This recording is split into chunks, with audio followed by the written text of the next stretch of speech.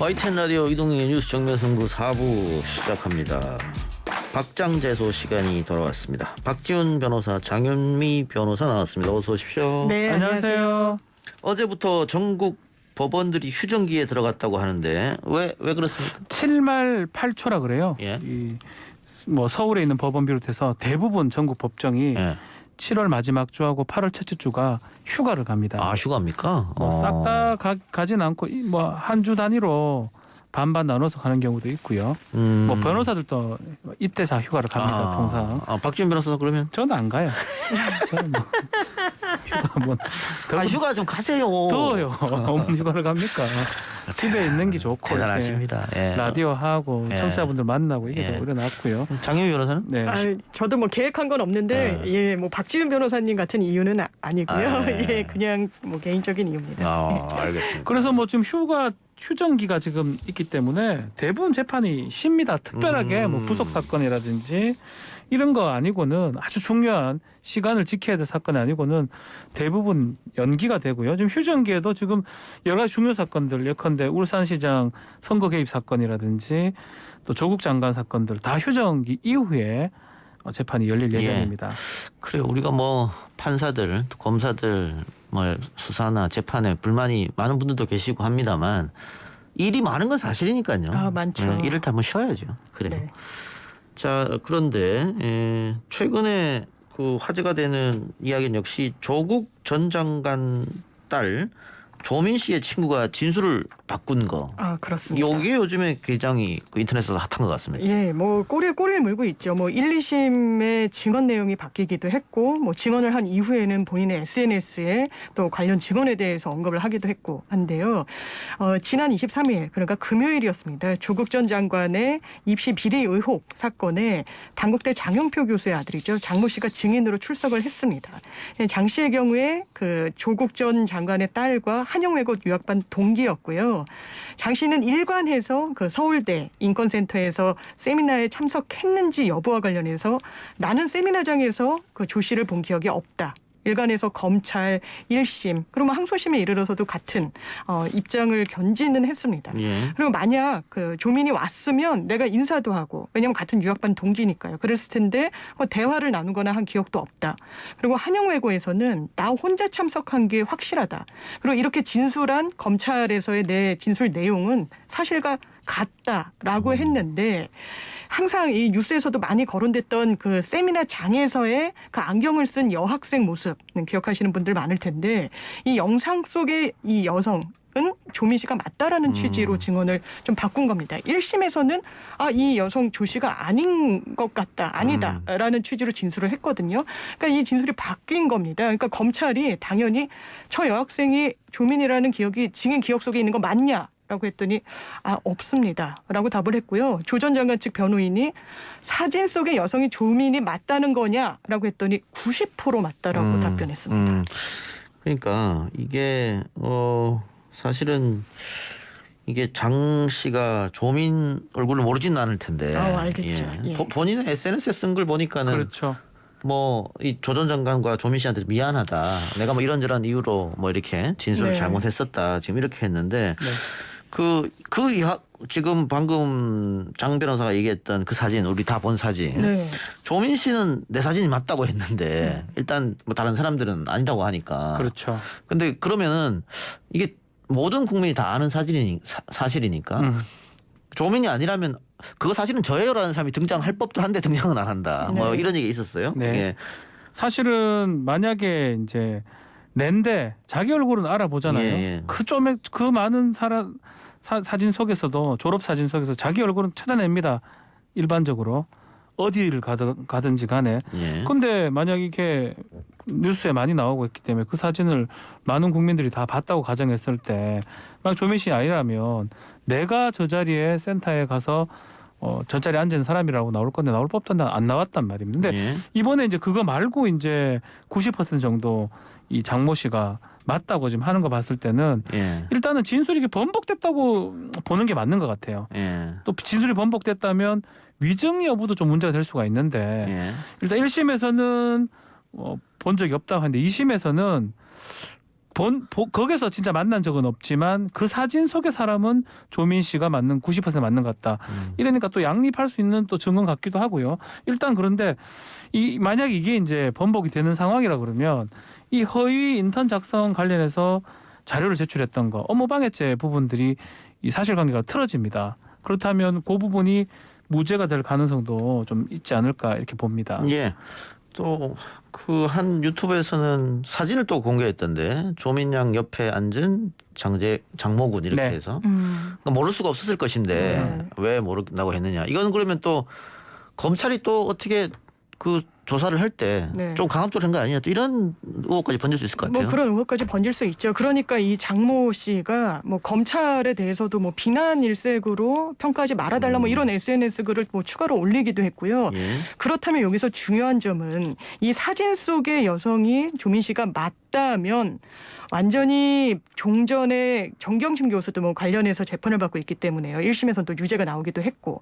그렇다면 이게 완전히 번복될 정도의 사안일 것인가. 근데 그렇게 단정하기는 좀 어렵습니다. 그러니까 세미나를 참석했다. 네. 이게 바꿔지더라도 맞습니다. 뭐 법원 판결이 바꿔지겠느냐. 예, 왜냐하면 이게 인턴십 기간 자체가 한 2주 정도가 됐습니다. 2019년 5월 1일부터 14일까지였고 이 세미나는 그중에 마지막 세션인 5월 15일 뭐 동북아의 사형제도와 관련한 무슨 세미나였다고 하는데 예. 그러니까 여기 5월 15일자 세미나에 참석했다라고 해서 그 전에 2주간의 활동까지 담보되는 건 아니라서 이게 완전히 결정적인 건 아니지 않냐 뭐 이런 관측도 있습니다. 자, 그럼에도 이제 가장 좀 문제가 될 수 있는 부분이 그런 부분 같아요. 좀 검찰의 수사하는 과정에 대해서 지금 여러 문제 제기가 되고 있는데 특히 장모 씨가 3회 수사를 받았었는데 참고 조사를 받는 과정에서 시간이 생략되거나 누락됐다는 겁니다. 오전 9시 반에 갔는데 조사 시간이 1시부터 했으면 3시간 반 정도는 어디 뭘 했느냐 어허. 라는 지금 의문을 제기하는 거고 이게 왜 중요하냐면 사실 관행적으로 뭐 저희도 뭐 변호사다 보니까 조사에 참여하기도 합니다. 뭐 부장실에 들린다든지 뭐 이런저런 얘기를 하면서 그게 조사에 포함되지는 않는데 상당히 중요한 역할을 하는 이 관행적인 좀 탈법적인 그런 수사 관행이 있습니다. 요번에 사실은 김학의 사건 관련해서 대법원에서 이런 식으로 면담하거나 회유하는 거 하지 말라라고 그래서 그 증거 능력 없다고 사실심으로 돌려보냈거든요.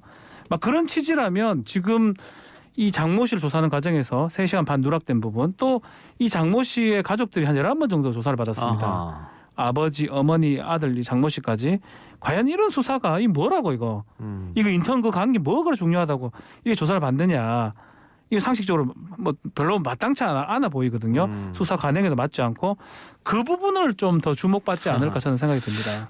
그러니까 인턴십을 조민 씨가 갔냐 그 장소 안 갔냐 뭐 이런저런 걸로 그 이 장모 씨와 장모 씨 아버지 이런 11번을 불렀다는 것은 그렇죠. 뇌물죄도 11번 안 부릅니다. 이 정도는. 뭐라고 이게 뭐라고요 이게. 좀 과한 수사가 아니야. 과한 정도가 아니죠. 특히 이제 또 이 나이가 어린 친구이기 때문에 그렇죠. 위축되죠. 압박감, 위축감 받을 수 아버지는 있는. 또 출국 금지가 되어 있기 때문에 뭐 그런 어떤 부담감 때문에 진술한 거 아니냐라는 게 이제 시중의 얘기고 그러다 보니까 다음에는 이제 SNS에서 좀 미안하다 조국 장관 가족들한테 이런 얘기까지 밝힌 것 같습니다. SNS에서 이 장모 씨가 이렇게 얘기했어요.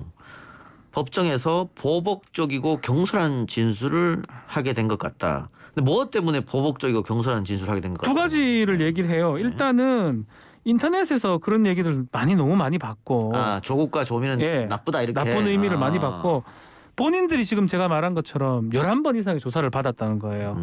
이 나는 사실은 별 문제 없이 생각했는데 조국 가족 때문에 우리 가족이 왜 이렇게 피해를 보느냐 이런 어떤 생각 때문에 조금 보복적인 아니면 경솔한 마음을 가졌다라고 본인이 밝힌 것입니다. 마지막에는 민희와 가족분들에게 사과한다. 너무 죄송스럽다. 용서해달라. 제가 잘못했다. 이렇게 얘기를 했는데 네. 그런데 또 이렇게 이야기를 하면 위증죄로 처벌받는 거 아닙니까? 그럴 소지도 있어 보이죠. 왜냐하면 본인이 보복적인 감정 때문에 뭔가 사실관계를 다소 기억과 다르게 증언했다라고 읽히는 뉘앙스이기 때문에 이 사진 속의 여성 그런데 본인이 이게 조민인 걸 알면서도 1심에서 그렇지 않다라고 확정적으로 이야기를 했다는 것인지 뭐 이 부분에 대해서는 약간 다툼의 여지는 있지만 사실 그럴 위험 소지도 있고요. 아마 이게 또 항소심에서 이르러서 나왔던 증언과도 좀 추가적으로 또 변호인이 확인해야 될 부분도 있어서 아마 제가 조국 전 장관 측의 변호인이라면 한 번 한번더 더 불러야죠. 예, 증인으로 부를 계획은 세울 것 같고 다만 아까 이 수사 과정에서의 문제, 통상적인 수사 절차대로 수사했다고 생각하지 않습니다. 이런 사안으로 출국 금지를 하고 막 수차례 부르고 또 이 단국대 교수 아버지뿐만 아니라 그 어머니도 부르고 근데 다만 이 3시간 반의 누락과 관련해서는 검찰 측이 해명을 내놓은 게 있는데 예. 이게 벌써 한 12년 전 일 아닙니까? 예. 그러니까 얼굴이 좀 변하기도 했고 뭐 청소년기이니까요. 예. 그래서 그 당시에 뭐 졸업 앨범, 뭐 관련 사진 이런 거를 좀 뒤져보고 참고 자료를 좀 살피느라 시간이 소요됐다는 게 검찰 측 어떤 해명이긴 합니다. 근데 사실은 저는 이런 부분들이 솔직해졌으면 좋겠어요. 검찰도. 김학의는 그렇게 못 찾아내면서 이거는 또 왜 그렇게 하는 건지 뭐 어떤 영상이라든지 사진에 대해서 사실 납득할 수 없는 일들이 최근에 많이 일어나고 있는 거거든요. 이렇게 예. 조사를 한다는 게 과연 국민들이 납득할 수 있을지. 예. 뭐 그러다 보니까 이 장 씨 같은 경우는 결국 양심 선언 같은 걸 한 택이잖아요, 사실은. 예. 그러니까 김학의 영상은 경찰이 봐도 아, 그건 제가 봐도 알겠는데 뭐. 국가수가 봐도 박지훈 변호사가 봐도 김학의였는데 검찰만 누군지 모른다고. 말이 안 되잖아. 이거는 또 아닌 거를 억지로 또 우겨가지고 아니라고 또 만들고 그게 뭡니까? 근데 지금 이 장모 씨나 이 장모 씨 아버지 같은 경우는 참고인 신분 아닙니까? 아, 그렇죠. 근데 그 아버지 같은 경우도 뭐 입건됐습니다. 예, 입건이 됐었습니다. 뭐 소위 말하는 스펙 품앗이를 했다. 그래서 그래서 단국대 무슨 출국 금지. 교수의 예, 뭐 제일 저자로 조민 씨를 올려줬다. 막 이런 취지의 어떤 혐의는 받았을 겁니다. 그러면은 뭐 이 장모 씨 같은 경우에 참고인의 신분이라고 하더라도 네, 피의자성 참고인이었었죠. 안 나갈 수가 없었겠네요. 그래서 아들이 뭐 그 얘기도 비슷하게 했어요. 아버지 출국 금지, 또 아버지 입건됐고 나중에 무혐의 된 다음에 편하게 좀 됐다라고 하는 거 봤을 때는 뭐 그런 의도가 있었는지 확인할 길은 없지만 객관적으로 봤을 때는 이건 뭐라고 이걸 뭐라고 11번이나 부르고 온 가족을 또 이거 뭐라고 입건을 한 다음에 자기한테 유리한 진술을 해주면 검찰한테 무혐의 해주고 이런 거래의 모습이 보이는 거거든요. 그러니까 여기 그 장모 씨가 쓴 SNS 보면 우리 가족이 너희를 도와줬는데 오히려 너희들 때문에 우리 가족이 피해를 봤다. 그러니까 뭐 그 조국 가족 조민 네. 등등 때문에 우리 아버지가 다 피해봤다는 피의자가 되고 거죠. 뭐 예. 이렇게 11번씩 조사를 받고 그래서 조금 지금 그런 게 본인 있었다고. 표현은 그런 표현이 예. 가장 큰 것 같습니다. 알겠습니다. 뭐 이게 진술을 바꿨다고 해서 판결에 영향을 조금의 영향을 미치겠습니다. 예, 아무래도 영향을 좀 범죄가 있겠죠. 꽤 많습니다. 이거 특히 정윤식 교수가 관련해서는 입시 관련해서도 범죄가 한 5개 돼요. 뭐 위조, 허위 공문서 작성, 사무소 작성, 업무방해, 공무방해인데 그중에 공익법센터 자료 허위 작성해서 의전은 제출했던 거 그 한 부분은 무죄가 될 가능성이 있을 것 같아요. 알겠습니다. 자, 다음 사건으로 좀 가보겠습니다. 어제 이재용 삼성전자 부회장의 가석방 심사 기준 충족을 했다. 뭐 이런 얘기 있네요. 네, 지금 가석방 법적으로는 뭐 3분의 1을 형기를 채우면 됩니다. 그렇지만 예규가 있어요. 법무부의 예규 70%. 근데 예규상으로 65%를 복역률이라고 하는데요. 채우면 가능합니다. 지금 이재용 부회장 같은 경우는 지난번에 한 며칠 살았었거든요. 예. 합쳐서 지금 2년 6개월 중에 60%를 채웠어요. 65%를 못 채운 것 같이 보이지만 최근에 지금 예규를 바꾼 것 같아요. 60%로. 그래서 지금대로라면 가석방이 가능한 상태다. 가석방 심사 대상자 명단에 포함되는 상태다. 이렇게 얘기할 수 있을 것 같습니다. 자, 이 법무부에서는 이재용 부회장의 가석방 가능성 또 법무부 심사 대상에 올랐냐 이런 언론의 질문에 확인하기 어렵다. 네. 확인하기 어렵다라고 말했다는 것은 심사 대상에 올랐다 이 말 아닌가요? 예, 반쯤 인정한다는 취지로 아니라고 읽히고요. 하면 예. 몰라도. 그래요. 자, 네. 가능성은 어떻게 보십니까? 사실 이 부분과 관련해서 특혜냐, 이거 진짜 나오는 거냐, 뭐 여러 논란이 있는데 이런 특혜 논란이 있는 것은 사실 어제자로 형기 60%를 채우는 날이었어요. 이재용 부회장이. 그런데 좀 전에는 법무부 예규가 복역률 65% 이상이 돼야 이제 가석방으로 봐주겠다. 뭐 이런 취지였는데 이걸 60%로 완화하겠다고 지난 5월 달에 그 박범계 법무부 장관이 밝혔거든요. 그러니까 이거 봐주기 수순 아니냐. 그리고 딱 60%에 도달해서 가석방 명단에 포함될 주요 인사 중에는 이재용 부회장이 있는 거 아니냐. 라고 이제 의심의 눈초리들이 나오고 있는 건데 이 부분과 관련해서 법무부의 어떤 해명은 이렇습니다. 일단 60%라는 거는 이 내부 예규는 이 가이드라인에 불과한 거지 이게 뭐 최소 요건 통과해야지만 가석방 명단에 오르고 이런 거 아니다. 그렇기 때문에 이 60%를 하나의 기준점으로 해서 한 55% 정도에서 한 95% 정도의 사람들 중에 수용 생활을 뭐 모범적으로 했고 이런 여러 다각적인 요인을 종합해서 판단을 하게 된다. 그러니까 특혜는 아니다. 이렇게 얘기를 해놓고 있습니다. 예. 변수 혹시 있을까요? 가석방에? 그래요. 뭐 가석방은 수용 생활 태도가 가장 중요합니다. 그리고 건강 상태 이런 것들 여러 가지 심사 기준이 있긴 한데 아마 수용을 잘한다는 얘기가 있거든요. 예. 되게 잘 산대요, 그 안에서. 또 그런 것들 봤을 때는 뭐 가능성은 충분히 있을 것 같은데 문제가 하나 있어요. 이거 말고 다른 재판이 지금 2개 걸려 있어요. 만약 이게 형이 확정되고 이것만 있다 그러면 가석방 가능성 충분히 높다고 봐야 되는데 그게 아니잖아요. 지금 삼성바이오로직스 자본시장법 위반 사건하고 마약류 관리법, 프로포폴 사건 2개가 지금 재판 계류 중입니다. 예. 가석방을 했을 때 그런 게 부담이 됩니다. 이 재판 중에 다시 실형이 떨어지면 또 들어와야 되는데 풀어줄 수가 없는 거거든요. 그런 것들을 고려하지 않을 수 없을 것 같아요. 예. 그러면은 박준 변호사는 가석방 어렵다고 보는 겁니까? 그러니까 사실 그것까지도 이제 넘어갈 수 있으면 가능한데 이게 안 하는 게 맞죠. 제가 변호사라면 또 들어오는데 잘못하면 일단 내보내는 게 중요하지 않아요? 아니 그래서 이제 이게 일반 죄송합니다. 일반 사람이라면 이거 절대 가석방하면 안 되는데 예. 삼성에 또 오나니까 네. 조금 달리 볼 수는 있지 않을까. 예. 워낙 거기 있는 게 싫고 빨리 나오고 싶다 그러면 당장이라도 하루라도 일찍만 나와서 또 재판은 재판대로 또 응해야 된다. 네. 이렇게 판단했다면 가석방을 노릴 수도 있을 것 같긴 한데 근데 일반적인 사람이라면 절대 나오면 안 됩니다. 또 들어가야 되거든요. 예. 법무부가 가석방 해줄 것 같습니까? 저는 가능성은 있다고 봐요. 60% 복역률이 넘어가고 그리고 뭐 범죄 자체하고 뭐 범죄 생활 태도가 좋다 그러면 뭐 이건 가능성은 뭐 반반 아닌가 싶습니다. 일단 뭐 여러 차례 국민 여론조사를 했는데 그 어떤 여론조사에서도 가석방 해야 된다가 높아요. 좀 높은데. 네, 높습니다. 뭐 사면 혹은 가석방 예. 높은데 장 변호사는 어떻게 판단합니까? 사실 이게 일반 건 같으면 그 가석방이 쉽지가 않죠. 가석방은 말 그대로 임시 석방이기 때문에 다른 2가지에서 금고 이상의 형, 집행유예도 금고 이상의 형입니다. 근데 그렇게 나오게 되면 가석방 자체가 취소가 돼 버리거든요. 그렇다면 이 변수를 갖고 있으면서도 가석방을 허가해 줄 것인지 상당히 그 부분을 살펴봐야 될 텐데 지금 임기 말이고 어쨌든 가석방 내지는 사면에 대한 여론도 호의적이고 네. 정치권에서도 분위기를 만들고 있고 뭐 정권 말이고 뭐 대선 앞두고라는 뭐 평가도 있지만 대기업 뭐 조세도 감면해주는 이런 분위기 속에서 사실 굉장히 상징적이기 때문에 가석방이라는 게 또 재벌에 대해서 이 정권이 어떤 태도를 보여준다고 이 뭐 유권자나 국민들한테 호소를 할지 그런 부분들을 종합적으로 생각해서 아마 가석방 쪽으로 정치권은 좀 기울지 않을까 이렇게 전망해 봅니다. 저도 가석방 될 확률이 높다. 네, 그렇게 판단합니다. 이 결과를 한번 지켜보고요. 윤석열 전 검찰총장이 허익범 특검의 연장을 주장했는데 일단 그 이유를 들어볼까요? 일단 윤석열 전 총장이 이제 완전히 법조인의 언어를 버리고 정치인의 언어를 선택했구나 예. 이런 생각이 드는데 뭐 법률가라면 이런 주장하기가 어렵죠. 안 사실. 됩니다. 예. 왜냐하면 특검법에 따라서 특검 연장을 하기가 할 수가 없습니다. 예. 그런데 그 이유는 김경수가 끝이 아니다라는 겁니다. 예. 당연히 김경수 당시 이제 비서 역할을 했기 때문에 거기서 책임지고 끝낼 일이 아니지 않냐. 이게 더 경유해서 나아가면 이건 문재인 대통령이 답하고 책임져야 된다.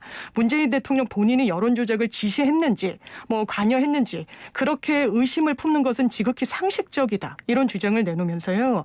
이게 허익범 특검에게 진짜 책임자를 찾을 수 있도록 또 추가 공범자들도 수사할 수 있도록 특검 활동을 연장 재개할 수 있도록 해야 된다. 이렇게 밝혔는데 특검법이 일단 국회에서 의결한 사건에 한정해서 공소 유지까지를 특검의 역할로 하고 있고 지금 공소 유지까지 다 끝났지 않았습니까? 그리고 그 기간도 다 법에 정해져 있습니다.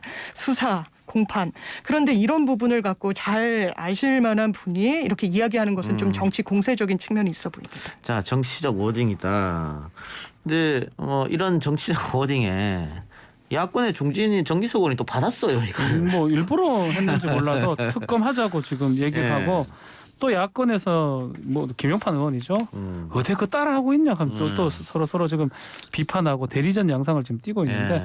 사실상으로는 법으로는 불가능하죠. 끝났고요. 예. 새롭게 특검법을 만들어야 돼요. 국회가 동의를 해가지고. 국회가 동의 안 해줄 그냥 거죠. 말이 안 되는 얘기를 지금 하는 거고 결국 정치적 레토릭 정책 예. 수사입니다. 예. 수사를 얘기하는 거고 또 그를 지지하는 야권의 의원들도 따라서 그냥 하는 소리일 뿐이지 이게 실현될 가능성은 아니, 거의 없다고 봅니다. 근데 윤석열 후보가 개인으로 저렇게 주장하는 것은 박지원 변호사 말처럼 정치적인 수사인 거죠. 네. 그런데 공당의 사람이 이걸 받아가지고 우리 뭐 릴레이 시위하자 하면 그거는 공당의 일이 돼버리잖아요. 네. 그렇죠. 아까 뭐 이준석 대표하고 저희가 인터뷰를 했습니다만 이 대표도 당 차원에서 할 생각은 없다 이렇게 선을 그었단 말이죠. 그렇죠. 만일 당에서 호응을 해서 하게 되면 아까 얘기한 대로 이거는 현실적이나 법적으로 불가능하거든요. 그렇죠. 그러면은 국민의힘이 역풍받을 가능성도 있어요. 저는 있다라고 봅니다. 왜냐하면 이게 물론 김경수 지사 확정 판결에서 그걸 잘했다고 두둔할 수는 없습니다. 다만 본인들이 했던 국정원 그리고 기무사를 동원한 댓글 이 부분은 사실 국가가 권력을 활용해서 굉장히 조직적으로 했죠. 물론 그 건수는 김경수 지사가 드루킹 1단가 했다는 그 건수가 훨씬 많기는 합니다. 한 20배 가까이 된다라고 언론에 보도가 되고 있는데 일단 성격이 좀 다른 부분이 있어요. 뭐 둘 다 비난 가능성은 상당히 높습니다. 하지만 그런 원죄를 갖고 있는 당에서 더더군다나 거기에 대한 어떤 사과나 반성이 크게 됐다라고 다가오지 않는 그런 상황에서 릴레이 시위를 하고 대통령을 정조준한다? 이 부분 대선 앞두고 좀 신중해야 되지 않을까 싶습니다. 예. 여당 반응은 어떻습니까? 여당 반응 상당히 격앙돼 있죠. 이거 특검법도 제대로 모르면서 이렇게 이야기하는 거냐라는 게 이제 백혜련 의원 검사 출신이죠. 이렇게 이야기하고 있고요. 또 말씀하신 것처럼 이 국정원 기무사 이런 국가기관이 조직적으로 작업한 것과 이 드루킹 일당에게 김경수 지사가 좀 이용당한 측면이 있는 이 사건이 과연 동일선상에서 평가할 수 있는 것이냐라는 게 송영길 대표의 발언이기도 합니다. 사실 좀 이해가 안 돼요. 이 사실 1심 판결 자체도 그 김경수 지사 윤석열 총장이 중앙지검장 또 검찰총장 할 때 그 무렵입니다. 예. 그럼 이런 식으로 얘기를 할 것 같으면 임명을 받으면 안 되죠. 본인이 지금 이런 이상한 나쁜 어떤 정체성이 없는 정부의 검찰총장을 한 게 되는 거잖아요. 그러니까 결국은 이런 말 자체가 그냥 막 던진다고 되는 말이 아니거든요. 자기 걸어온 길을 생각하고 던져야 되는데 막 던지다 보니까 또 그걸 또 막 받아서 해주는 또 국회의원도 그렇고 참 그렇습니다. 예. 청와대는 대응을 안 하고 있는 것 같아요. 대응하면 더 이상하게 되죠. 사실 특검이 이제 말이 이준석 대표가 말이 딱 맞는 거거든요. 될 수 없는 얘기고 또 여기서 뭐 한다 안 한다 말을 해버리면 뭔가 여기에 대해서 정치 공세가 다시 올 수 있다라고 판단한 것 같아요. 그러다 보니까 일절 여기에 대한 뭐 언급할 내용은 없다라고 밝히고 있는 상황입니다. 예. 청와대는 뭐 대응을 안 한다고 그랬고 이준석 대표는 뭐 우리하고 인터뷰에서도 예, 현실적으로 불가능한 일이고 정치적으로도 마이너스다 해서 안 한다고 했습니다만 뭐 일부 중진 그러니까 윤 전 총장을 따르는 중진들이 결행하기는 좀 어려울 것 같아요. 만일 하게 되면 푹푹 맞을 염려도 있고 이렇게 보면은 이 대표가 원외 인사임에도 불구하고 정치적 잘해요. 판단 잘하는 거 같네요. 이준석 대표 하락한 사람 대부분 맞아요. 제가 봤을 때는요. 그래. 뭐 그래서 이거는 현실적으로 좀 되긴 어렵다고 보고요. 윤 전 총장이 이제 입당이 가시화되고 있는데 8월 달에 들어갈 수 있을 거라고 봅니까, 박준 변호사? 네, 뭐 이제는 더 미뤄올 수도 없을 것 같아요. 8월 10일 뭐 얘기했는데 아마 그 전후로 입당을 하지 않으면 더 이상 방법은 없을 것 같아요. 입당할 것 같습니다. 저는 하지 않을 거라고 생각합니다. 하지 않을 거다. 일부러 반대하는 겁니까? 일부러는 아니고 지금 김종인 전 위원장이랑 상당히 결을 맞추고 가는데 김종인 위원장이 11월 달 여론조사를 통한 이 원포인트 이런 이야기도 했죠, 했고 예. 예. 그리고 지금 당에 들어가면 검증이 지금 홍준표 전 대표 굉장히 화력을 집중하고 있어요. 그 부분에 대해서 위험을 감수할 이유가 아마 윤석열 전 총장으로서는 당장에는 없을 거기 때문에 당연하게도 지지율 추이를 당분간 볼 것 같습니다. 예. 자, 지지율이 조금씩 빠지고 있습니다. 크게 출렁이진 않고 있기 때문에 윤 전 총장 입장에서는 지지율을 보면서 뭐 입당하는 게 좋냐 아니면은 뭐 장 변호사 말처럼 바깥에 있다가 지지율을 어느 정도 유지하면서 11월 달에 원샷을 하긴 않나 고민하겠죠. 예. 네. 지켜보도록 하겠습니다. 오늘 두 말씀 여기서 마무리하죠. 지금까지 박지훈, 장현미 두 변호사와 함께했습니다. 고맙습니다. 네, 감사합니다. 감사합니다.